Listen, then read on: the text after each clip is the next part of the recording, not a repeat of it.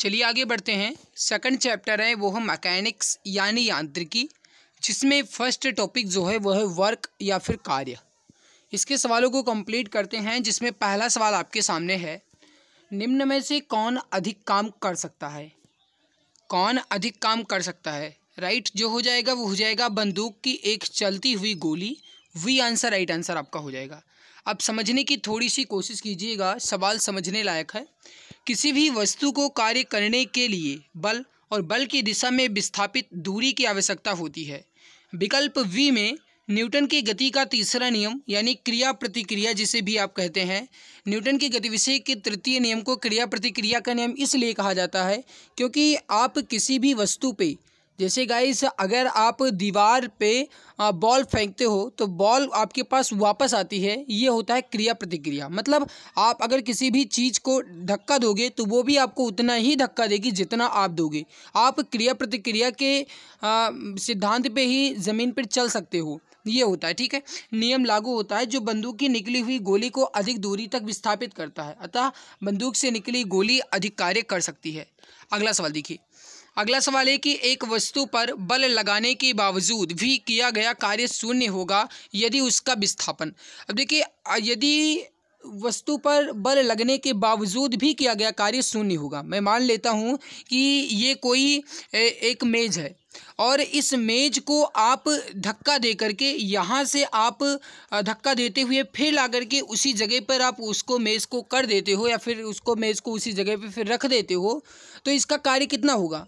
आप भले ही कोई कार्य करो लेकिन जब तक विस्थापन उसका नहीं बढ़ेगा तब तक कोई कार्य नहीं माना जाएगा। विस्थापन का मतलब होता है दूरी। मान लिया कि आपने अपने घर से कोई एक बैग लिया और उस बैग को आप लेकर के अपने स्कूल में लेकर गई, तब माना जाएगा कि आपने इस बैग को स्कूल लेकर जाने में किया गया कार्य किया है।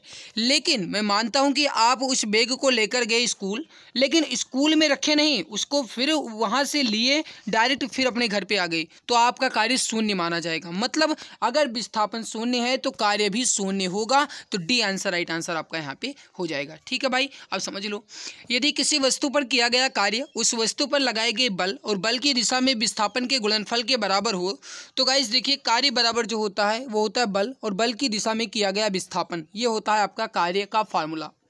स्पष्ट है कि किसी वस्तु पर बल लगाने के बाद भी किया गया कार्य शून्य होगा, तो इसका मतलब यह है कि कोई भी विस्थापन नहीं होगा, अर्थात अगर विस्थापन शून्य तो कार्य भी शून्य होगा। ठीक है, नेक्स्ट अगला सवाल देखिए। ये आपका कार्य करने की क्षमता, ये शायद आपका ऊर्जा वाला आ गया है। तो देखिए कार्य करने की क्षमता क्या कहलाती है, तो एएलपी टेक्नीशियन ग्रुप डी में पूछा गया है। कार्य करने की क्षमता जो है आपका ये ऊर्जा यानी एनर्जी कहलाती है। मतलब आपके अंदर अगर एनर्जी होगी, अगर आपके अंदर ऊर्जा है तभी आपके अंदर कार्य करने की क्षमता होगी, तो कार्य करने की क्षमता जो है वो ऊर्जा कहलाती है। ऑप्शन सी करेक्ट आंसर आपका हो जाएगा।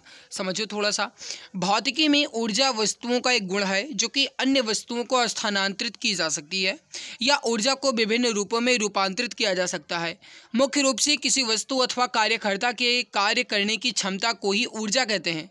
ऊर्जा ना तो स्थान घेरती है और ना ही ऊर्जा को हम देख सकते हैं। ऊर्जा की SI इकाई जो है ये जूल होती है। आपने गाइस ऊष्मा का सिद्धांत और ऊर्जा का सिद्धांत पढ़ा होगा। कहने का मतलब ये होता है कि ऊर्जा जो है ये मेरे भाई ना तो उत्पन्न की जा सकती है और ना ही ऊर्जा नष्ट की जा सकती है। केवल और केवल इसको एक रूप से दूसरे रूप में परिवर्तित किया जा सकता है, ये बात आप जानते हैं। अगला सवाल देखिए, यदि कार्य का मान धनात्मक है तो जिस निकाय पर कार्य हो रहा है उसका मान क्या होगा? अब यदि कार्य का मान धनात्मक है यानी अगर कार्य का मान पॉजिटिव है तो जिस निकाय पे कार्य हो रहा है उसका मान क्या होगा? उसका मान होगा कि उसकी ऊर्जा में वृद्धि होगी। तो डी आंसर राइट हो जाएगा, उसकी ऊर्जा में वृद्धि होगी। ऊर्जा एक ऐसा कारक है जो कार्य करने के लिए आवश्यक होता है, अतः जिस कारण से किसी वस्तु पर कार्य करने की क्षमता होती है उसे ऊर्जा कहते हैं। यदि कार्य का मान धनात्मक है तो निकाय पर हो रहे कार्य पर ऊर्जा में वृद्धि होगी, इसको आप ध्यान रखिएगा। अगला सवाल देखिए, सवाल है कि निम्नलिखित में से किसमें कोई कार्य नहीं किया जाता? अब देखो कोई कार्य नहीं किया जाता ये आपको बताना है। अब ऑप्शन देखिए थोड़ा सा। कपिल अपने कंधे पर 10 किलो भार लेकर खड़ा है, ठीक है। सचिन 4 किलोमीटर चलता है। एक कुली किसी बस से किसी तार तक एक वजन ले जाता है और अरुण मैदान पर क्रिकेट खेलता है। ठीक है, अब ये देखिए, थोड़ा सा समझने की कोशिश कीजिएगा। जस्ट मैंने अभी थोड़ी देर पहले आपको बताया कि कार्य बराबर होता क्या है, बल और बल की दिशा में किया गया विस्थापन। ठीक है, ये आपका होता है कार्य। पहला देखिए, कपिल अपने कंधे पर 10 किलोग्राम भार लेकर खड़ा है। अब ये चाहे गाइस अपना 4 घंटे खड़ा रहे या 24 घंटे का खड़ा रहे, लेकिन ये नहीं कहा जाएगा कि ये काम कर रहे हैं, क्योंकि जब तक वो अपनी दूरी तय नहीं करेंगे या चाल मतलब जो अपना विस्थापन है, डिस्प्लेसमेंट है, अगर वो तय नहीं करते हैं तो माना जाएगा कि उन्होंने कोई कार्य नहीं किया है। अब गाइस वो भले ही 1 मीटर चले फिर भी काम माना जाएगा, लेकिन वो खड़े हैं तो उनका कार्य नहीं माना जाएगा। मतलब इसमें ऑप्शन ए ही आपका हो जाएगा। अब सचिन 4 किलोमीटर चलता है, यानी कि इसमें डिस्प्लेसमेंट हुआ, विस्थापन हुआ, तो ये भाई कार्य है। ठीक है, एक कुली किसी बस से किसी कार तक एक वजन ले जाता है। भाई कुली किसी बस से किसी कार तक, तो बस से कार तक ले जाता है, मतलब दूरी उसमें हुई ना, विस्थापन हुआ, डिस्प्लेसमेंट हुआ, तो ये भी आपका कार्य हुआ। अरुण मैदान पर क्रिकेट खेलता है। भाई क्रिकेट खेलेगा तो जाहिर सी बात है कि वो बॉल फेंकेगा, बैटिंग करेगा या फिर कीपिंग करेगा, कुछ भी करेगा, है ना, कीपिंग वगैरह जो कुछ भी करता है वो भाई काम करेगा जरूर। तो यहाँ पे ऑप्शन ए ही आपका है, इसमें कोई कार्य नहीं होता है। ठीक है, आगे भी देखिए अगला सवाल, बल द्वारा किया गया कार्य धनात्मक होता है जब।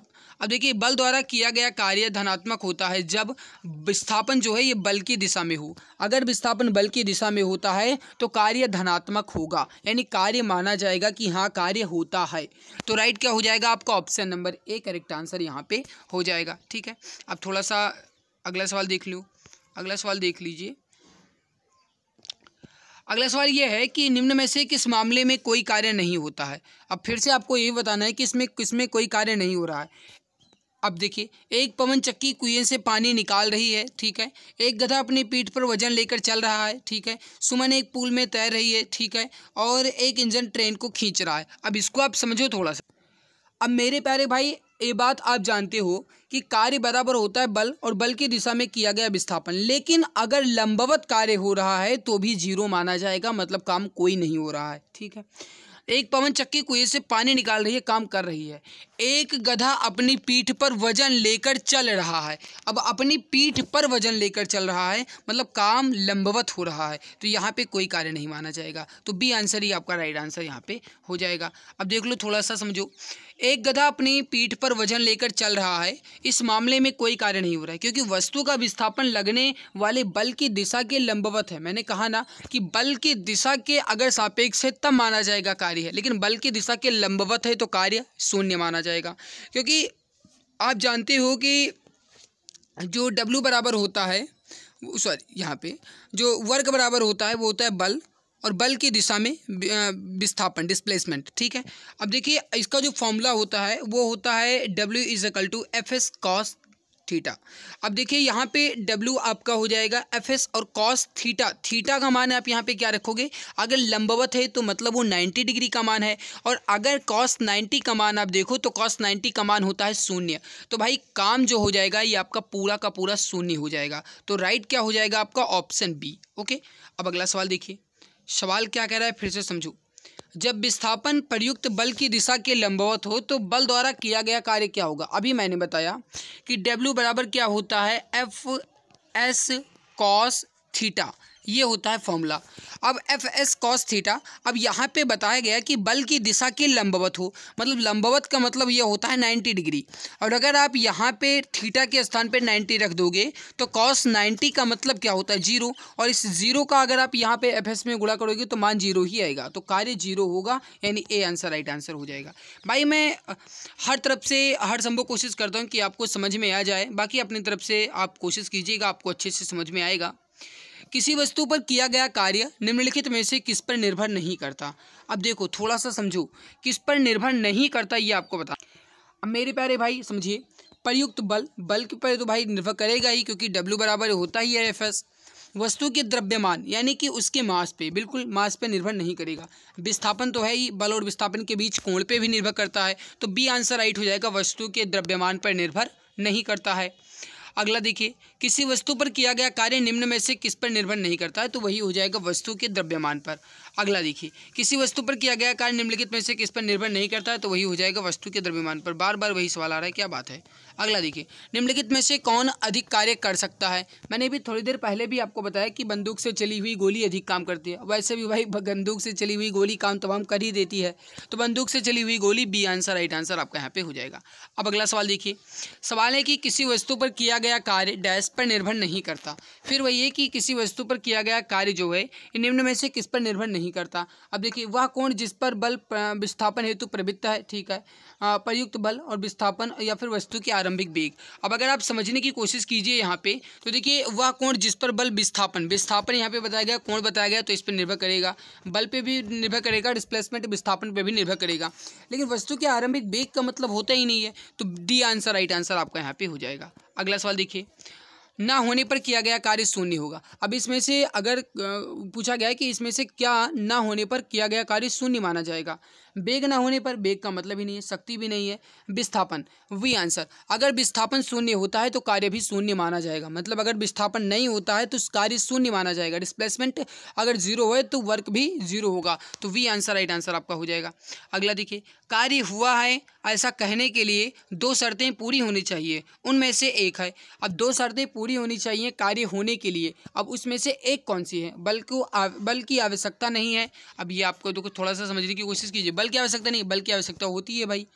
वस्तु विस्थापित होनी चाहिए, ये बिल्कुल सही है कि वस्तु में विस्थापन होना चाहिए। अगर वस्तु में विस्थापन हो रहा है तो कार्य हो रहा है, तो बी आंसर, राइट आंसर आपका यहाँ पे हो जाएगा। अगला सवाल देखिए, बल और विस्थापन का गुणनफल क्या कहलाता है। अभी मैंने बताया कि बल और बल की दिशा में किया गया विस्थापन कार्य के बराबर होता है, तो सी आंसर, राइट आंसर आपका यहाँ पे हो जाएगा। देखिए एक बात मैं आपको और बता दूं कि जो भी मैं क्वेश्चंस करवा रहा हूँ मेरे भाई, मैं ये टारगेट करके कर रहा हूँ कि आपका एक एक टॉपिक और एक एक चैप्टर अच्छे से रिवीजन हो रहा है। अब देखिए, आपका मात्रक, आपका मापन, मापक के उपकरण, और इसके अलावा यांत्रिकी में फर्स्ट टॉपिक क्या था, कार्य ही चल रहा था शायद, कार्य है ना, तो वो भी आपका ख़त्म हो रहा है। मेरे भाई मैं एक एक करके पूरा टॉपिक आपका कंप्लीट करवा दूंगा, बस केवल और केवल आपको थोड़ा सा सपोर्ट कर देना है मेरे भाई। अगर आप सपोर्ट करोगे तो फिर अच्छा लगेगा, है ना, दिल को भी अच्छे से सुकून मिलता है।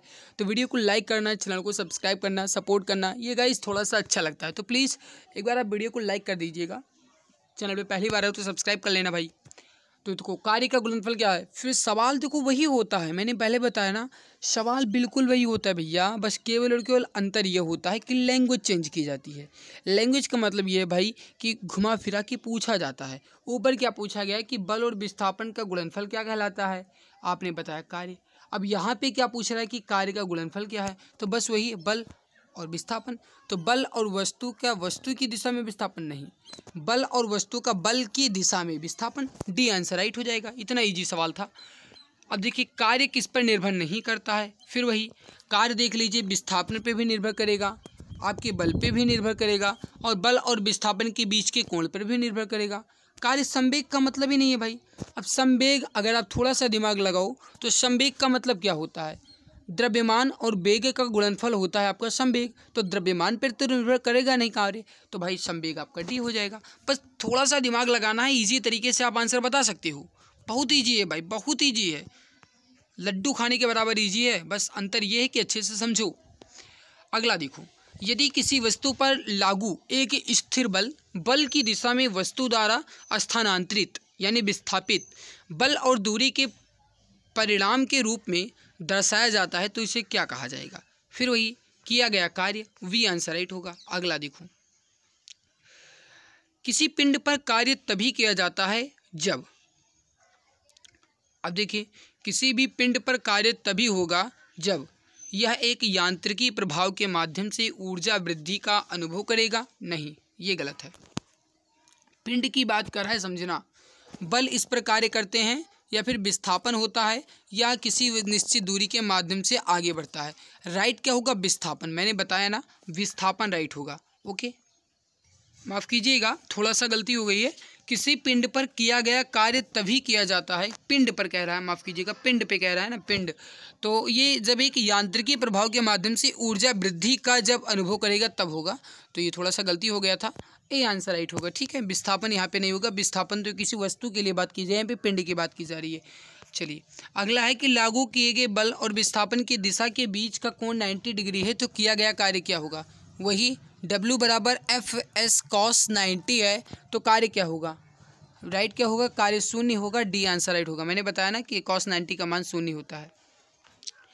जब बल और विस्थापन के बीच का कोण 90 डिग्री हो तो किया गया कार्य फिर वही है, डी आंसर शून्य होगा। अगला सवाल देखिए, किसी वस्तु द्वारा कार्य करने की क्षमता या किसी वस्तु में निहित ऊर्जा पर निर्भर करती है। अब देखिए मेरे भाई, समझने की कोशिश कीजिए। किसी वस्तु द्वारा कार्य करने की क्षमता या किसी वस्तु में निहित ऊर्जा किस पर निर्भर करती है, तो ये हो जाएगा आपका ऑप्शन नंबर सी, कार्य करने वाली वस्तु की स्थिति और उसकी अवस्था पर। तो सी आंसर राइट होगा। अगला सवाल देखिए, समझिए, ये थोड़ा सा न्यूमेरिकल बेस्ड है। हाँ, एक बात मैं आपको और बता दूं, मैं बताना भूल गया था, इसमें जितने भी आपके न्यूमेरिकल टाइप क्वेश्चंस हैं, मतलब जितने भी आपके इसमें संख्यात्मक क्वेश्चंस हैं, वो मैं एक दिन वीडियो में करवा दूंगा। एक दिन मैं स्पेशल अलग से क्लास लूँगा, जो भी 4-5 घंटे की क्लास बनेगी वो मैं एक दिन अलग से लूँगा। और उसमें जितना भी आपका न्यूमेरिकल है, चाहे वो आपका मापन से हो या कार्य से हो, शक्ति, ऊर्जा, जो भी है, मैं जितना भी आपका न्यूमेरिकल पूरा करवा दूंगा, उसकी चिंता आपको नहीं करना। पहले थ्योरी बेस्ड क्वेश्चंस में कर लेता हूं, क्योंकि थ्योरी बेस्ड आने की संभावनाएं ज़्यादा हो रही हैं, तो पहले मैं वो करवा देता हूं। बाकी न्यूमेरिकल भी कर लेंगे भाई, अपने क्या करना है ना, दोनों कर लिया जाएगा। फिर भी थोड़ा सा समझ लो, 50 न्यूटन का एक बल एक वस्तु को 10 मीटर तक विस्थापित कर देता है, बल द्वारा किया गया कार्य क्या होगा। बस इजी इतना ही है कि थोड़ा सा समझना है बस।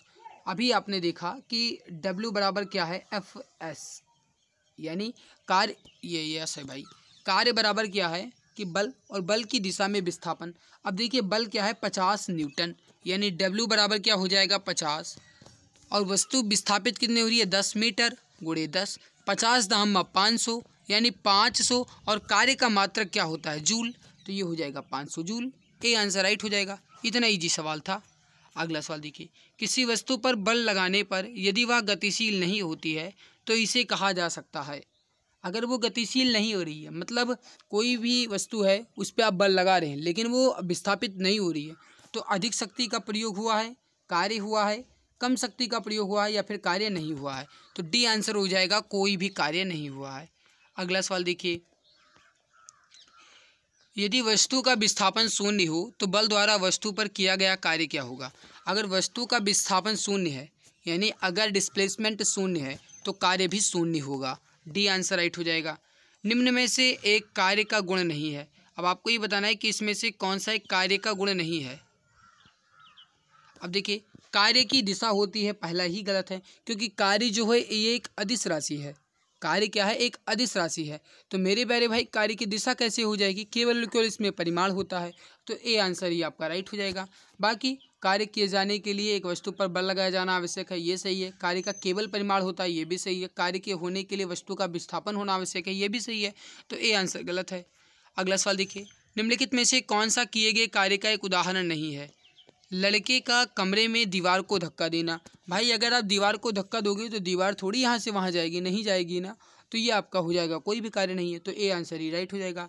लड़की द्वारा एक ट्राली को धक्का देने पर ट्राली का आगे बढ़ जाना, ये भाई कार्य हो रहा है, क्योंकि ट्राली जो है ये विस्थापित हुई है। सतह पर पड़े कंकड़ पर दबाव डालना, ये भी विस्थापित हुआ है। किताब को किसी ऊंचाई तक उठाना, ये भी विस्थापित हुई है। लेकिन लड़के का कमरे में दीवार को धक्का देना, ये जो है ये कार्य नहीं है। तो ए आंसर राइट हो जाएगा। ठीक है, अगला देखिए, जब प्रयुक्त बल की दिशा और वस्तु की गतिशील होने की दिशा एक दूसरे के लंबवत हो।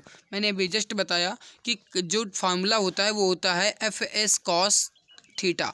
अब थीटा का मान लंबवत बताया गया, मतलब 90 डिग्री। अगर मान 90 डिग्री है तो cos 90 का मान जो होता है वो शून्य होता है, तो कार्य नहीं होगा। तो बी आंसर हो जाएगा, कोई भी कार्य नहीं होगा।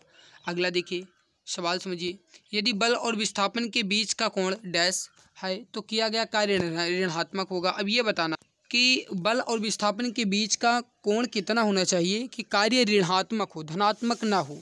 मेरे भाई कार्य अगर ऋणात्मक होना है तो 90 का दुगना यानी 180 डिग्री होना चाहिए। डी आंसर राइट हो जाएगा।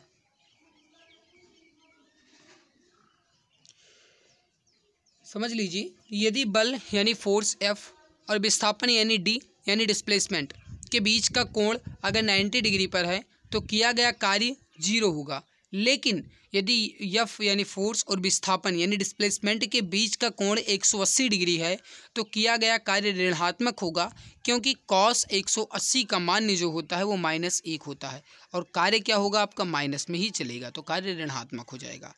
अगला सवाल देखिए भाई, मैंने आपको पहले भी बताया कि आपको थोड़ा सा भी बोर नहीं होना है, क्योंकि मैं एक एक टॉपिक करवा रहा हूँ। अभी कार्य चल रहा है, फिर शक्ति चलेगा, फिर ऊर्जा चलेगा, तीनों टॉपिक करवाऊँगा आज ही।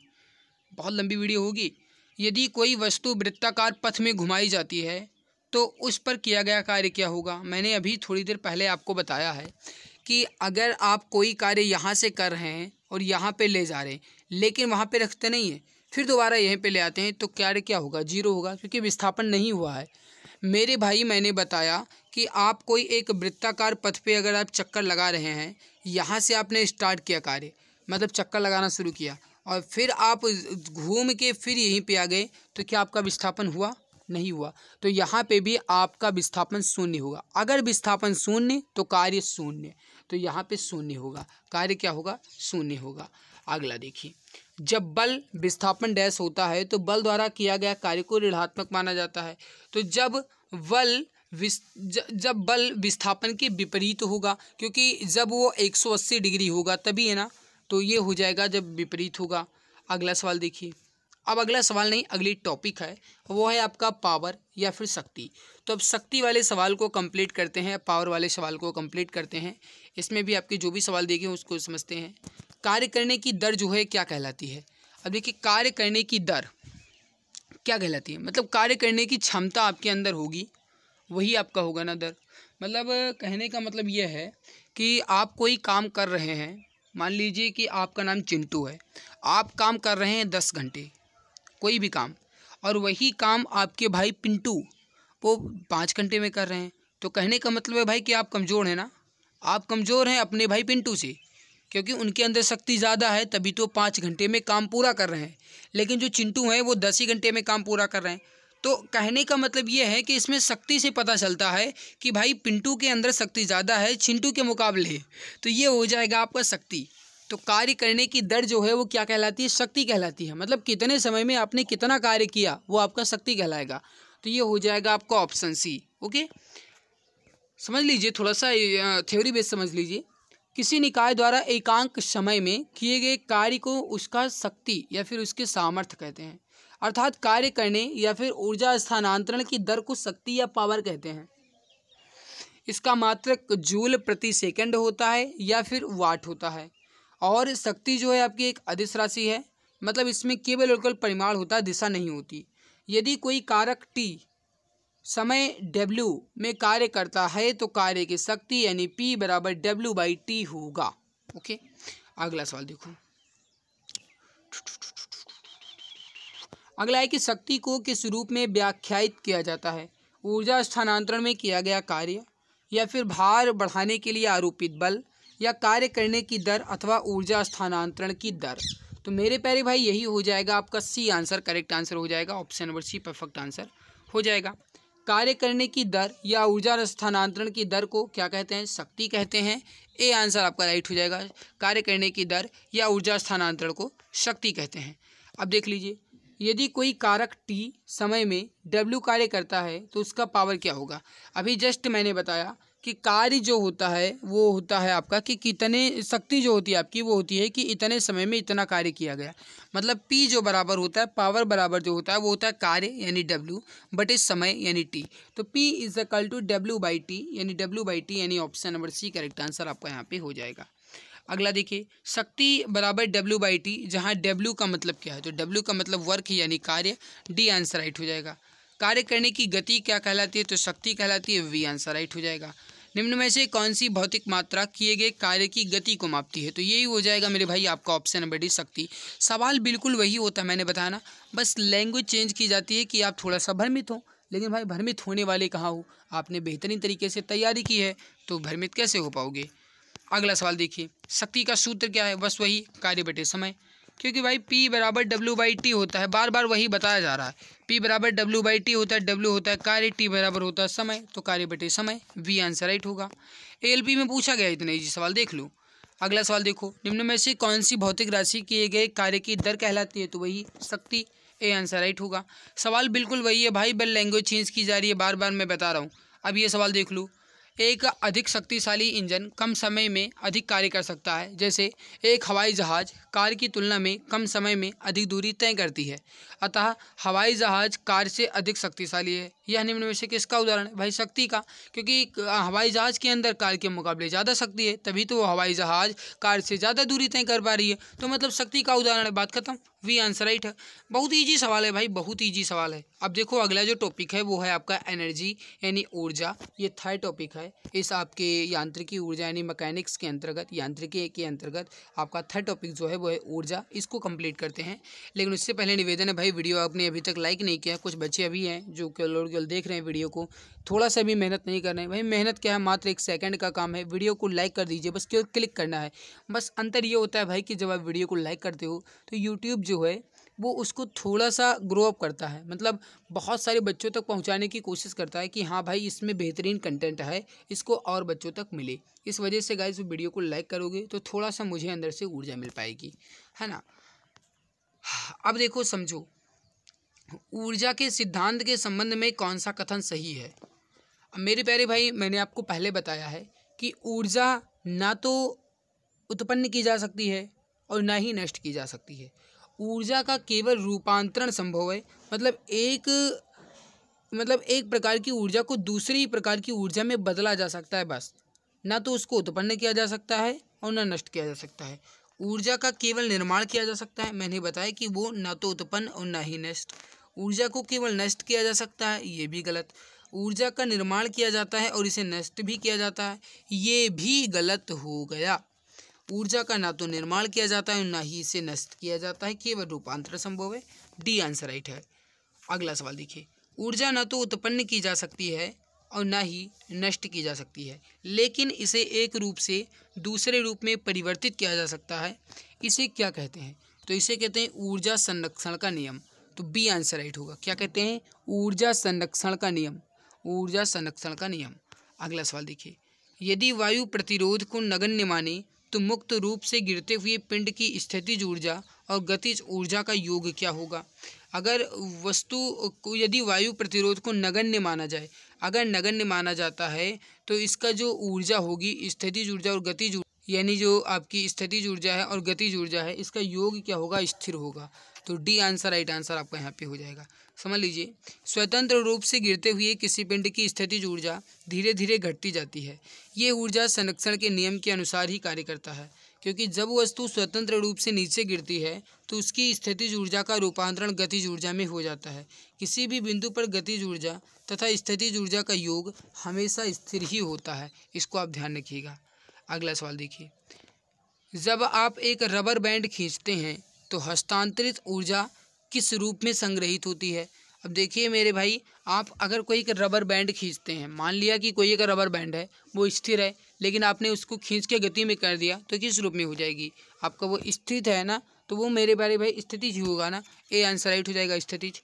अब समझ लो थोड़ा सा, किसी वस्तु में उसकी विशेष अवस्था या स्थिति के कारण कार्य करने की क्षमता को ही स्थितिज ऊर्जा कहते हैं। जैसे बांध में इकट्ठे पानी की ऊर्जा, ये भी आपकी स्थितिज ऊर्जा है।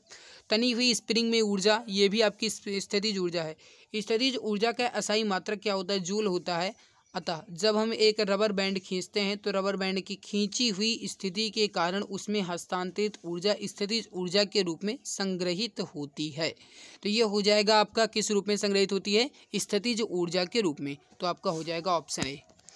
अगला सवाल देखिए, अगला है कि कणों की गतिज ऊर्जा अधिकतम होती है। अब आपको ये बताना है कि इसमें से किसके कणों की गतिज ऊर्जा अधिकतम होती है। मेरे प्यारे भाई राइट होगा आपका डी आंसर, गैस, क्योंकि गैस के अणु जो हैं ये बहुत दूर दूर होते हैं, तो इनकी जो गतिज ऊर्जाएँ होती हैं वो बहुत ही अधिक होती हैं। अब अगर इस ऑप्शन में आपसे ये पूछा जाए कि निम्न में से किसकी गतिज ऊर्जा कम होती है, तब आप क्या करेंगे, तो भाई अब इसमें कम जो है ये किसकी होती है, ये हो जाएगा आपका ठोस की, क्योंकि ये आपस में सघन होते हैं, बहुत ही आपस में सघन होते हैं। ओके, अगला सवाल देख लो। में कणों की गतिज ऊर्जा अधिकतम होती है, सवाल फिर वही है, तो ये हो जाएगा आपका गैसों में। अगला सवाल देखिए, जब एक संपीड़ित स्प्रिंग को छोड़ा जाता है तो ये अपनी स्थितिज ऊर्जा को में बदल लेता है। अब मेरे प्यारे भाई समझने की कोशिश करो, एक संपीड़ित स्प्रिंग को छोड़ा जाता है, मान लिया कोई एक स्प्रिंग है और आप इस स्प्रिंग को खींचते हो बहुत तेज़ी से और अचानक छोड़ते हो। जब खींच कर अचानक छोड़ते हो तो वो स्थितिज है, यानी उसके अंदर स्थित है वो ऊर्जा। आप जब उसको छोड़ते हो तो वो गति में आ जाती है, मतलब गतिज ऊर्जा हो जाएगी, तो डी आंसर राइट हो जाएगा। अब थोड़ा सा समझ लीजिए स्थितिज ऊर्जा और गतिज ऊर्जा के बारे में। गतिज ऊर्जा, जिन्हें अंग्रेजी में काइनेटिक एनर्जी कहते हैं, जब किसी वस्तु में उसकी गति के कारण कार्य करने की जो क्षमता आ जाती है उसे उस वस्तु की गतिज ऊर्जा कहते हैं। यदि किसी भी यम किलोग्राम द्रव्यमान के पिंड की गति v मीटर प्रति सेकंड है तो उसका गतिज ऊर्जा जो होगी वो होगी 1/2 mv²। ठीक है मेरे प्यारे भाई, 1/2 mv² होगा। और इस बात को आप ध्यान रखिएगा कि गतिज ऊर्जा जो होती है ये हमेशा पॉजिटिव होती है, नेगेटिव कभी नहीं होगी। गतिज ऊर्जा हमेशा धनात्मक होती है। अब देखिए पोटेंशियल एनर्जी या फिर जो स्थितिज ऊर्जा है उसको समझ लीजिए। जब किसी वस्तु में विशेष अवस्था या स्थिति के कारण कार्य करने की क्षमता आ जाती है तो उन्हें हम स्थितिज ऊर्जा कहते हैं। जैसे तनी हुई स्प्रिंग या फिर कमानी की ऊर्जा, कमानी जो चक्कों में लगी होती है ना, पहिए में लगी होती है, बांध में संग्रहित पानी की ऊर्जा, ये सब आपकी स्थितिज ऊर्जा के उदाहरण है। यदि किसी यम किलोग्राम पिंड को गुरुत्वीय त्वरण g के विरुद्ध h मीटर ऊंचाई पर ले जाया जाए तो उसकी स्थितिज ऊर्जा जो होती है वो होती है mgh। तो मेरे प्यारे भाई स्थितिज ऊर्जा का जो फॉर्मूला होता है वो होता है mgh, और जो गतिज ऊर्जा का फॉर्मूला होता है वो होता है 1/2 mv²। इसको आप ध्यान रखिएगा। इसके अलावा जो तीसरी ऊर्जा होती है वो होती है यांत्रिक ऊर्जा या फिर मैकेनिकल एनर्जी। और ये जो यांत्रिक ऊर्जा होती है ये गतिज ऊर्जा और स्थितिज ऊर्जा इन दोनों के योग के बराबर होती है, इसको आप ध्यान रखिएगा। अगला सवाल देखिए, सवाल कह रहा है कि एक वस्तु की स्थितिज ऊर्जा में इसकी के साथ वृद्धि होती है। अब देखिए स्थितिज ऊर्जा, मेरे प्यारे भाई स्थितिज ऊर्जा जो है ये इसकी ऊंचाई के साथ वृद्धि होगी, क्योंकि फॉर्मूला ही होता है mgh, तो ऊंचाई के साथ ही वृद्धि होगी, बी आंसर राइट होगा। अब अगला सवाल देखिए, निम्न में से कौन सी ऊर्जा किसी वस्तु की ऊंचाई के साथ बदलती है। फिर वही है, ऊंचाई के साथ परिवर्तन केवल और केवल स्थितिज ऊर्जा में ही होगा, तो डी आंसर राइट हो जाएगा। अगला सवाल देखिए, किसी वस्तु द्वारा अपनी स्थिति या आकार लेने की वजह से लगने वाली ऊर्जा को क्या कहते हैं। किसी भी वस्तु द्वारा अपनी स्थिति या आकार लेने की वजह से लगने वाली ऊर्जा को हम स्थितिज ऊर्जा कहेंगे, वी आंसर राइट आंसर आपका हो जाएगा। बांध में संग्रहित पानी में कौन सी ऊर्जा होती है। अभी थोड़ी देर पहले आपने व्याख्यात्मक भी समझा कि बांध में संग्रहित पानी में स्थितिज ऊर्जा होती है, तो ए आंसर राइट हो जाएगा। अगला देखिए, एक गतिशील वस्तु अनिवार्य रूप से प्राप्त करती है। अब अगर वो गतिशील है भाई तो उसके अंदर गतिज ऊर्जा होगी, जाहिर सी बात है, तो ए आंसर राइट हो जाएगा। एक गतिशील वस्तु अनिवार्य रूप से गतिज ऊर्जा प्राप्त करती है, ए आंसर आपका परफेक्ट आंसर यहाँ पे हो जाएगा। अगला सवाल देख लीजिए, एक कार्य उच्च गति से चल रही है, ये किस ऊर्जा में युक्त होती है। तो भाई फिर वही है, अगर कार्य हो रहा है मतलब उसके अंदर गति हो रही है तो गतिज ऊर्जा होगा, डी आंसर इजीली तरीके से हो जाएगा। अगला देखिए, निम्न में से कौन सी ऊर्जा सदैव धनात्मक होती है। मैंने थोड़ी देर पहले भी आपको बताया कि गतिज ऊर्जा हमेशा पॉजिटिव में होती है, तो हो जाएगा गतिज ऊर्जा, ये सदैव धनात्मक होती है, वही आंसर हो जाएगा। अगला देखिए, ऊर्जा की व्यावसायिक इकाई क्या है। ऊर्जा की व्यावसायिक इकाई क्या है, सही आंसर हो जाएगा आपका ऑप्शन नंबर 1 किलोवाट घंटा, kWh। ये जो है आपका ये हो जाता है ऊर्जा की व्यावसायिक इकाई, ए आंसर राइट हो जाएगा। बहुत ईजी है, बहुत ईजी सवाल है, समझ लीजिए।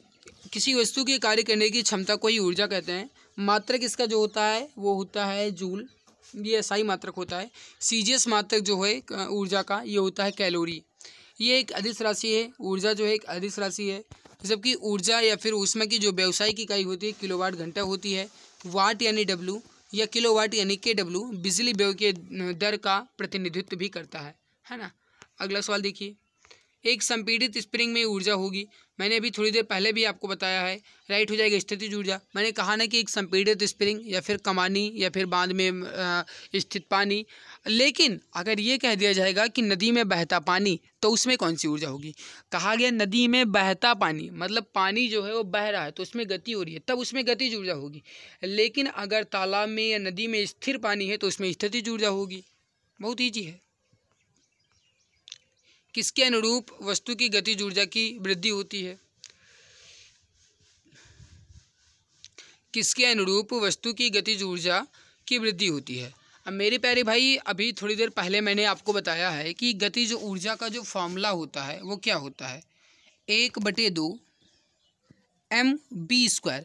मतलब वेग में परिवर्तन अगर हो रहा है तो उसकी गतिज ऊर्जा में भी परिवर्तन होगा।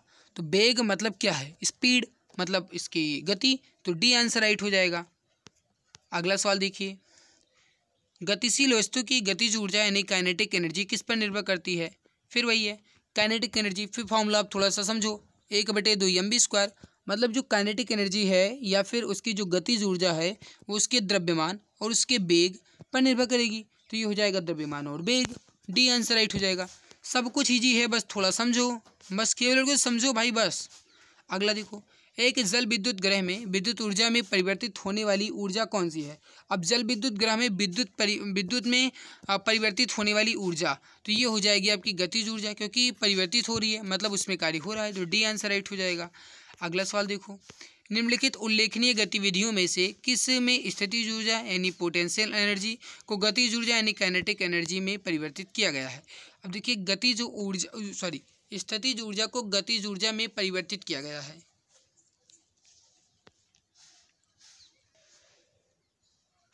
बहुत ईजी है। एक पटाखे का विस्फोट, ये नहीं है। टॉर्च को ऑन करना, टॉर्च को ऑफ करना, ये विस्फोट नहीं। एक पेंडुलम का झूलना, तो पेंडुलम का झूलना जो है ये आपका स्थिति से गतिज में हुआ है। तो डी आंसर राइट हो जाएगा। ओके, अगला देखिए, यदि एक वस्तु का संवेग 3 गुना कर दिया जाए तो इसकी गतिज ऊर्जा क्या होगी? अब मेरे प्यारे भाई, अगर इसका संवेग क्या होता है, यानी संगति यानी द्रव्यमान और वेग का गुणनफल होता है संवेग। तो 1/2 mv² ये फॉर्मूला होता है। और m यानी द्रव्यमान और b यानी वेग, अगर इसको यहाँ पे 3 गुना कर दिया जाएगा तो इसका जो मतलब वो होगा, मतलब इसका जो गतिज ऊर्जा हो गया, काइनेटिक एनर्जी होगी, ये कितनी होगी बताओ भाई। गतिज ऊर्जा जाहिर सी बात है भाई, द्रव्यमान यानी इसका अगर संवेग यानी mv को 3 गुना कर दिया जाए, यानी 3 का वर्ग अगर 9 हो जाएगा तो मूल मान का 9 गुना हो जाएगी। बिल्कुल सी आंसर राइट हो जाएगा, मूल मान का 9 गुना। अगला सवाल देखो, ऊपर उठाए गए हथौड़े के पास क्या होती है? ऊपर उठाए गए हथौड़े के पास होगी स्थितिज ऊर्जा। डी आंसर राइट हो जाएगा, स्थितिज ऊर्जा। अगला सवाल समझो, ये वही है। अगला है, यांत्रिक ऊर्जा गतिज ऊर्जा और का संयोजन है। अब देखिए, यांत्रिक ऊर्जा यानी कि जो मैकेनिकल एनर्जी होती है, ये गतिज ऊर्जा और स्थितिज ऊर्जा का योग होती है। तो ये हो जाएगा यांत्रिक ऊर्जा, गतिज ऊर्जा और स्थितिज ऊर्जा का योग होगा, तो यहाँ पे स्थितिज ऊर्जा होगा। अगला सवाल देखिए,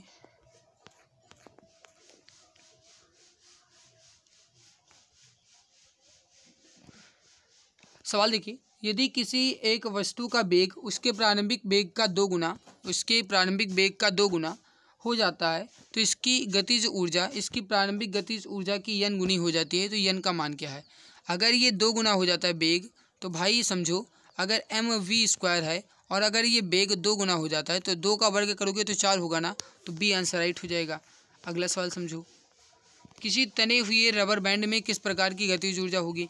मैंने अभी थोड़ी देर पहले आपको बताया है कि अगर वो तना हुआ है रबर बैंड या फिर कमानी है तो उसमें स्थितिज ऊर्जा होगी। तो बी आंसर राइट हो जाएगा, स्थितिज ऊर्जा होगी।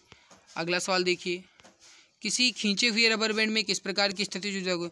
भाई अगर खींचा है तो भी, तना है तो भी, बात एक ही है ना। तो स्थितिज ऊर्जा हो जाएगी, ए आंसर राइट हो जाएगा। इसमें से किसे ना तो बनाया जा सकता है और ना ही नष्ट किया जा सकता है। ना तो बनाया जा सकता है और ना ही नष्ट किया जा सकता है, केवल एक रूप से दूसरे रूप में रूपांतरण किया जा सकता है, वो है आपका ऊर्जा। तो ए आंसर राइट हो जाएगा आपका ऊर्जा। अगला सवाल समझिए, यदि एक वस्तु की गतिज ऊर्जा इसके प्रारंभिक मान का 256 गुना हो जाती है तो नया रेखीय संवेग क्या होगा। मेरे भाई 256 जो है किसका वर्ग होता है, 16 का। अगर 16 का आप वर्ग करोगे तो ये 256 होगा ना मेरे भाई। इसका रेखीय संवेग क्या होगा, संवेग बराबर, एक मिनट मैं आपको बता देता हूँ, mv² बराबर कितना दिया गया है 256। यहाँ पे ये लिखा है 256 और रूट, क्योंकि स्क्वायर को आप हटाओगे तो रूट चलेगा। और यहाँ पे जो आपका रेखीय संवेग यानी जो आपका मोमेंटम है वो यहाँ पे दिया गया है, तो ये हो जाएगा आपका 16, यानी प्रारंभिक मान का 16 गुना होगा, तो वी आंसर राइट हो जाएगा। इजी है भाई, बहुत ईजी सवाल है। अगला सवाल देखो, मैं बहुत सारे तरीके से बता देता हूँ। किसी वस्तु द्वारा उसकी स्थिति या विन्यास द्वारा प्राप्त ऊर्जा को क्या कहते हैं। किसी वस्तु द्वारा उसकी स्थिति या उसकी विन्यास द्वारा प्राप्त ऊर्जा को स्थितिज ऊर्जा कहेंगे। सी आंसर राइट आंसर हो जाएगा। गतिज ऊर्जा किसके बराबर होती है, मैंने अभी थोड़ी देर पहले आपको बताया कि गतिज ऊर्जा जो होती है ये 1/2 mv² होती है, तो ए आंसर हो जाएगा। mgh जो है आपका ये होती है स्थितिज ऊर्जा। अगला सवाल देखो, द्रव्यमान यम वाली एक वस्तु की गति v के साथ स्थानांतरित होती है। इसमें गतिज ऊर्जा काइनेटिक के है। यदि इसका वेग 2 गुना कर दिया जाए तो इसकी गतिज ऊर्जा क्या होगी, इसकी गतिज ऊर्जा 4 गुना हो जाएगी, तो 4k हो जाएगा। सी आंसर राइट हो जाएगा 4k। अगला सवाल समझो, किसी संकुचित स्प्रिंग में सामान्य लंबाई की स्प्रिंग से अधिक ऊर्जा होती है, क्योंकि स्प्रिंग संकुचित होने के कारण इसमें कौन सी ऊर्जा होगी, इसमें स्थितिज ऊर्जा होगी, तो वी आंसर राइट आंसर आपका हो। अगला देखिए, जब किसी बंदूक से गोली चलाई जाती है तो इसकी संभावित स्थितिज ऊर्जा किसमें परिवर्तित हो जाती है। बंदूक से गोली चलाई जाएगी तो गोली जो है स्थित होती है, लेकिन जब चलाई जाएगी तो इसमें गति हो जाएगी, तो गतिज ऊर्जा हो जाएगी। अगला सवाल समझिए, स्थिति आकार में हुए परिवर्तन के कारण एक वस्तु में निहित ऊर्जा को क्या कहते हैं। स्थिति आकार में हुए परिवर्तन के कारण उसमें स्थितिज ऊर्जा होगी, डी आंसर राइट हो जाएगा। यांत्रिक ऊर्जा किसके बराबर होती है, तो यांत्रिक ऊर्जा गतिज ऊर्जा और स्थितिज ऊर्जा के योग के बराबर होती है, तो बी आंसर राइट हो जाएगा। अगला सवाल देखिए, एक खींचे हुए धनुष से तीर छोड़ते समय धनुष की स्थितिज ऊर्जा किसमें बदल जाती है, गतिज ऊर्जा में, बी आंसर राइट हो जाएगा। इनमें से कौन सा स्थितिज ऊर्जा का एक उदाहरण नहीं है। एक संकुचित स्प्रिंग स्थितिज ऊर्जा का उदाहरण है, उठाया गया हथौड़ा ये भी स्थितिज ऊर्जा का है, एक बाद में संचित किया गया जल ये भी स्थितिज है, लेकिन बहता हुआ जल ये आपका गति में है, तो गतिज ऊर्जा हो जाएगा, बी आंसर राइट हो जाएगा। ईजी सवाल है भाई, बहुत ईजी है, इस वजह से मैं ज़्यादा आपका टाइम वेस्ट नहीं करना चाहता हूँ। बहुत सारे क्वेश्चंस मैंने ले रखे हैं, तो बहुत जल्दी जल्दी क्वेश्चन करवाना ज़रूरी है, तो आपका बी आंसर राइट हो जाएगा। अगला देखिए, पहाड़ से गिर रहे किसी पिंड में होता है। अगर पहाड़ से भाई वो गिर रहा है तो इसमें स्थितिज और गतिज दोनों होगा, क्योंकि वो गिर रहा है तो कहीं ना कहीं वाकई गाय स्थित तो होगा ही ना, तो गतिज ऊर्जा और स्थितिज ऊर्जा दोनों होगी, तो ए आंसर राइट हो जाएगा, गतिज और स्थितिज दोनों। अगला सवाल देखिए, गिरते हुए नारियल में होगी। अब भाई गिरते हुए नारियल में क्या होगी, गतिज ऊर्जा होगी, सी आंसर राइट हो जाएगा। अगला सवाल देखिए, बंदूक से चली गोली लक्ष्य के भीतर गहराई से चली जाती है क्योंकि इसमें गतिज ऊर्जा होती है, डी आंसर होगा। टरबाइन द्वारा बहते पानी और हवा का प्रयोग परिवर्तन के लिए किया जाता है, तो ये हो जाएगा, गतिज ऊर्जा को विद्युत ऊर्जा में किया जाता है, सी आंसर राइट हो जाएगा। अगला सवाल समझिए, यांत्रिक ऊर्जा माइनस गतिज ऊर्जा बराबर क्या होगा। अब यांत्रिक ऊर्जा माइनस गतिज ऊर्जा बराबर स्थितिज ऊर्जा, बी आंसर राइट हो जाएगा। अब देखो भाई, अगर यांत्रिक ऊर्जा यानी मैकेनिकल एनर्जी बराबर आप निकालते हो तो क्या होता है, पी गुणे के, यानी कि पोटेंशियल एनर्जी और काइनेटिक एनर्जी बराबर होगा। अब देखिए, अगर यहाँ पे इस यांत्रिक ऊर्जा को यहाँ पे आप स्थानांतरित करोगे तो पी बराबर होगा ना, पोटेंशियल एनर्जी बराबर होगा, स्थितिज ऊर्जा बराबर होगा। अगला देखिए, अगला है कि एक वस्तु की गतिज ऊर्जा और स्थितिज ऊर्जा के योग को क्या कहते हैं, बी आंसर यांत्रिक ऊर्जा कहते हैं। स्थितिज ऊर्जा और गतिज ऊर्जा के योग को यांत्रिक ऊर्जा कहा जाता है, बी आंसर राइट हो जाएगा। अगला देखिए, किसी वस्तु की गतिज ऊर्जा और स्थितिज ऊर्जा का योग क्या कहलाता है, फिर वही सवाल है, ए आंसर राइट हो जाएगा आपका, गतिज ऊर्जा, option number A correct answer, option number A यांत्रिक ऊर्जा। अगला देखिए, यांत्रिक ऊर्जा होती है, फिर वही सवाल है, किसी वस्तु की गतिज ऊर्जा और यांत्रिक ऊर्जा के योग को, स्थितिज ऊर्जा के योग को यांत्रिक ऊर्जा कहते हैं। भाई सवाल वही होता है यार, तो बहुत दिक्कत होता है, बार बार वही करो। यांत्रिक ऊर्जा देखते हैं, ऊर्जा में 2 प्रकार की ऊर्जा होती है, फिर वही यांत्रिक ऊर्जा में 2 प्रकार की होती है। ऊर्जा के संबंध में निम्न में से कौन सा कथन सत्य नहीं है। ऊर्जा एक भौतिक पदार्थ नहीं है। अब देखिए समझिएगा, ये भौतिक पदार्थ नहीं है, सही है। ऊर्जा किसी कार्य के करने की क्षमता की माप है। ऊर्जा का कई रूपों में संग्रहित किया जा सकता है, मापा जा सकता है। रूपांतरण के दौरान निर्गत ऊर्जा निर्वात में की जाती है, ये गलत है, तो डी आंसर राइट हो जाएगा। निम्नलिखित में से किसे ना तो उत्पन्न किया जा सकता है ना ही नष्ट किया जा सकता है, केवल रूपांतरण किया जा सकता है, तो वो हो जाएगा आपका ऊर्जा। अगला देखिए, गुरुत्वाकर्षी स्थितिज ऊर्जा का सूत्र क्या है। हाँ, ये सवाल इंपॉर्टेंट है, इसका आंसर आप बताएंगे गुरुत्वाकर्षी स्थितिज ऊर्जा का सूत्र क्या होता है। तो ये हो जाएगा आपका option number B, mgh। Option number B correct answer हो जाएगा, U बराबर mgh। अगला है कि गतिज ऊर्जा के बारे में कौन सा कथन गलत है। देखिए पहला सवाल, देखिए पहला ऑप्शन देखिए, स्थिर अवस्था के दौरान वस्तु में निहित ऊर्जा को गतिज ऊर्जा कहते हैं। गलत, क्योंकि स्थिर अवस्था के दौरान वस्तु में निहित ऊर्जा को गतिज ऊर्जा नहीं, उसे स्थितिज ऊर्जा कहेंगे, तो ये गलत है। एक वस्तु की गति के आधार पर इसके द्वारा प्राप्त ऊर्जा को गतिज ऊर्जा के रूप में जाना जाता है, ये सही है। इसकी गणना काइनेटिक एनर्जी 1/2 mv द्वारा की जाती है, ये भी सही है। गतिमान वस्तु में गतिज ऊर्जा होती है, ये भी सही है। तो ए आंसर ही आपका गलत दिया गया था। अगला सवाल देखिए, किसी वस्तु की मुक्त रूप से गिरावट के दौरान गतिज ऊर्जा में वृद्धि होगी, ए आंसर राइट हो जाएगा। अगला सवाल देखिए, किसी निश्चित ऊंचाई पर गतिमान किसी वस्तु के वेग को 4 गुना बढ़ा दिया जाता है तो उस वस्तु की स्थितिज ऊर्जा में क्या परिवर्तन होगा। अगर भाई उसकी गतिमान यानी कि वेग को 4 गुना बढ़ाया जाएगा तो उसकी गतिज ऊर्जा में परिवर्तन होगा, स्थितिज ऊर्जा में कोई परिवर्तन नहीं होगा, तो स्थितिज ऊर्जा नियत रहेगी, ए आंसर राइट हो जाएगा। अगला देखिए, साइकिल चलाते समय ऊर्जा का किस रूप में रूपांतरण होता है। साइकिल चलाते समय, अब देखिए साइकिल चलाते समय रासायनिक ऊर्जा को पेशीय ऊर्जा में और फिर गतिज ऊर्जा में रूपांतरित किया जाता है, तो बी आंसर राइट आंसर आपका यहाँ पे हो जाएगा। अगला देखिए, एक संपीड़ित स्प्रिंग में सामान्य स्प्रिंग की तुलना में ऊर्जा होती है, अब कम ऊर्जा होती है या अधिक ऊर्जा होती है, तो ये हो जाएगा आपका डी आंसर, अधिक ऊर्जा होगी। संपीड़ित स्प्रिंग में सामान्य स्प्रिंग की तुलना में अधिक ऊर्जा होती है, तो डी आंसर राइट आंसर आपका हो जाएगा। अगला सवाल समझिए, अगला सवाल है कि निम्नलिखित में से कौन सा एक स्थितिज ऊर्जा का उदाहरण है। आपको दिया गया है कि इसमें से कौन सा एक स्थितिज ऊर्जा का उदाहरण है और उसके बाद ऑप्शन को चेंज करके सही आंसर बताना है। बताइए। घर की छत पर रखी हुई एक ईंट, इसमें भी स्थितिज ऊर्जा है। एक घड़ी की स्प्रिंग जब घूमती है, अच्छा ये तो भाई नहीं है, देखो इसमें एक स्थितिज ऊर्जा है, स्थितिज ऊर्जा है, ठीक है। घर की छत पर एक रखी हुई ईंट, इसमें तो स्थितिज ऊर्जा है, ठीक है। एक घड़ी की स्प्रिंग जब घूमती है, स्प्रिंग जब घूमती है, स्प्रिंग भाई वो तो स्थिर ही है ना, केवल घूमती है, स्प्रिंग तो घूमती ही है ना, तो ये हो जाएगा आपकी स्थितिज ही होगी। इसमें भी संपीड़ित स्प्रिंग, ये भी आपका संपीड़ित और घूमना एक ही बात है।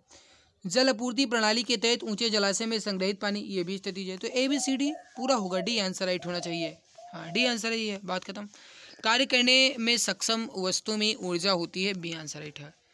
अब अगला देखिए, एक हाइड्रो इलेक्ट्रिक पावर स्टेशन पर बहने वाला पानी टरबाइन घुमा सकता है क्योंकि इसमें निहित होती है।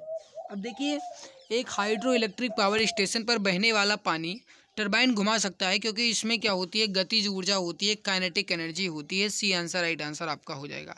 निम्नलिखित में से कौन सा एक गलत कथन है। संपीड़ित स्प्रिंग में स्थितिज ऊर्जा होती है, ये सही है। उठाए गए हथौड़े में स्थितिज ऊर्जा होती है, ये भी सही है। बांध के जल में गतिज ऊर्जा होती है, ये गलत है, क्योंकि बांध के जल में गतिज नहीं, बांध के जल में स्थितिज ऊर्जा होती है, तो ये गलत दिया गया है। तो राइट क्या हो जाएगा आपका, ऑप्शन सी। अगला सवाल समझिए, दिए गए चित्र में ऊर्जा के संबंध में क्या अनुमान लगाया जा सकता है। ये चित्र है, ये एक कोई ट्रक है, ये कोई एक ट्रक है और ये कोई एक बाइक रेसर है भाई। अब देखो, अगर आप ध्यान से देखो तो इसमें ये जो ये बना हुआ है लाइनिंग, इसका मतलब क्या है कि ये जो ट्रक है ये अपने आप में गति में है और इसको अगर आप देखो तो ये भी अपने आप में गति में दिख रहा है, तो मतलब दोनों में ही गतिज ऊर्जा आपको लग रही होगी। अब ऑप्शन देख लो, दोनों में स्थिति जो है नहीं, उच्च ऊर्जा का उपयोग नहीं, दोनों यांत्रिक ऊर्जा नहीं, दोनों वाहनों में गतिज ऊर्जा है, डी आंसर राइट हो जाएगा। इजी सवाल है, तो दोनों वाहनों में गतिज ऊर्जा है। अगला देखिए, किसी निश्चित ऊंचाई पर उठे हुए पानी में होती है। अब किसी निश्चित ऊंचाई पर उठे हुए पानी में क्या होगा, स्थितिज ऊर्जा होगी ना, तो बी आंसर राइट हो जाएगा, स्थितिज ऊर्जा। अगला सवाल देखिए, अभी कितने सवाल है भाई। अगला देखिए, यदि कोई लड़का गैस से भरा गुब्बारा छोड़ता है जो ऊपर जाता है तो स्थितिज ऊर्जा होगी। अब देखो, अगर आप थोड़ा सा समझने की कोशिश करो तो अगर कोई लड़का गैस से भरा गुब्बारा छोड़ता है और अगर वो ऊपर जाती है तो उसमें जो स्थितिज ऊर्जा होगी, यानी जो उसकी मतलब पोटेंशियल एनर्जी होगी, वो क्या होगी, वो भाई बढ़ेगी। क्यों बढ़ेगी, क्योंकि आप जानते हैं कि P बराबर होता है mgh, यानी अगर ऊंचाई बढ़ेगी तो ऊर्जा बढ़ेगी, अगर ऊंचाई बढ़ती है तो स्थितिज ऊर्जा बढ़ती है, तो भाई स्थितिज ऊर्जा बढ़ेगी, डी आंसर राइट होगा। अगला देखो, यदि साइकिल की गति दोगुनी हो जाए तो गतिज ऊर्जा क्या होगी? भाई अगर गति यानी उसका वेग अगर 2 गुना है तो उसका वर्ग होता है ना 4, तो ये हो जाएगा 4 गुना। इजी सवाल है भाई साहब। अगला देखो, ये सवाल देखो, लग रहा होगा बहुत लंबा चौड़ा कठिन सा, लेकिन बहुत ईजी है। अब इसमें ईजी क्या है वो आप समझो।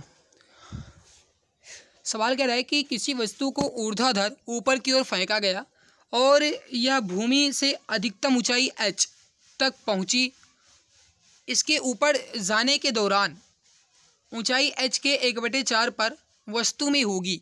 अब अगर आप देखो समझो तो इसमें अगर देखा जाए तो स्थितिज ऊर्जा क्या होगी? कम होगी, क्योंकि 1/4 ऊंचाई का 1/4, तो स्थितिज ऊर्जा कम और गतिज ऊर्जा ज़्यादा।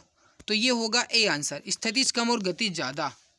स्थितिज ऊर्जा होती है फिर वही पोटेंशियल एनर्जी बराबर होता है mgh, यानी द्रव्यमान गुरुत्वीय और ऊंचाई का गुणनफल होता है स्थितिज ऊर्जा। बी आंसर राइट हो जाएगा। अगला सवाल देखो, सही विकल्प से रिक्त स्थान की पूर्ति करें। एक वस्तु को लंबवत ऊपर की ओर फेंका जाता है, इसके ऊपर उठने के दौरान स्थितिज ऊर्जा डैश और गतिज ऊर्जा डैश। अब देखो, अगर लंबवत फेंका जाता है ऊंचे यानी ऊपर की ओर, तो मेरे भाई स्थितिज ऊर्जा क्या होगी? स्थितिज ऊर्जा बढ़ेगी। अगर ऊपर फेंका गया तो ऊंचाई बढ़ने के साथ साथ स्थितिज ऊर्जा बढ़ती है, तो स्थितिज ऊर्जा बढ़ेगी और गतिज ऊर्जा घटेगी। तो बढ़ती है एंड घटती है, तो यहाँ पे बढ़ती है और घटती है, बढ़ती और घटती है, तो ए एंड सी दोनों राइट होगा। तो ऑप्शन नंबर ए और सी दोनों सही आंसर हो जाएगा। अगला सवाल देखिए, किसी वस्तु के मुक्त रूप से गिरने के दौरान निम्नलिखित में से कौन सी ऊर्जा इसके रास्ते में किसी एक बिंदु पर बढ़ जाती है? तो ये हो जाएगा आपका किसी एक बिंदु पर कौन सी ऊर्जा बढ़ जाती है इसके रास्ते में? मेरे प्यारे भाई ये हो जाएगा आपका गतिज ऊर्जा। वी आंसर राइट आंसर यहाँ पे हो जाएगा। तो यहाँ पे ऊर्जा वाले टॉपिक जो हैं आपके कंप्लीट हो चुके हैं। आई होप ये हमारी मेहनत आपको अच्छी लग रही होगी। भाई अगर अच्छी लग रही है तो वीडियो को लाइक कर दिया करो, क्योंकि आपके लाइक, आपके शेयर, आपके सब्सक्राइब से मुझे अंदर से ऊर्जा मिलती है और तभी मैं आपको बेहतरीन क्लासेस दे पाता हूँ। जो आपकी अगली टॉपिक होगी वो शायद आपका द्रव्यमान है, तो वो मैं देखूंगा अगली टॉपिक जो भी है उसको भी कंप्लीट करेंगे। बाकी मेरे प्यारे भाई आज की हमारी मेहनत आपको कैसी लग रही है, अच्छी लग रही है तो लाइक करना, चैनल पे पहली बार आए तो सब्सक्राइब कर लेना। हाँ, पीडीएफ जो है इसकी मैं टेलीग्राम पे दे देता हूँ, सुबह 4 बजे आपको पीडीएफ मिल जाती है। टेलीग्राम पे जाओ, पीडीएफ आपको मिलेगी, वहाँ से आप इसको एक बार रिवाइज कर लेना। आपको बेहतरीन क्लासेस मिल रही हैं, उसको रिवाइज करोगे तो आपको इसका फायदा भी मिल पाएगा। ओके भाई, तो चलिए हम अगली टॉपिक देखेंगे। ये ऊर्जा वाला टॉपिक आपको कैसा लग रहा है गाइस, इसको आप कमेंट्स में जरूर बताएं।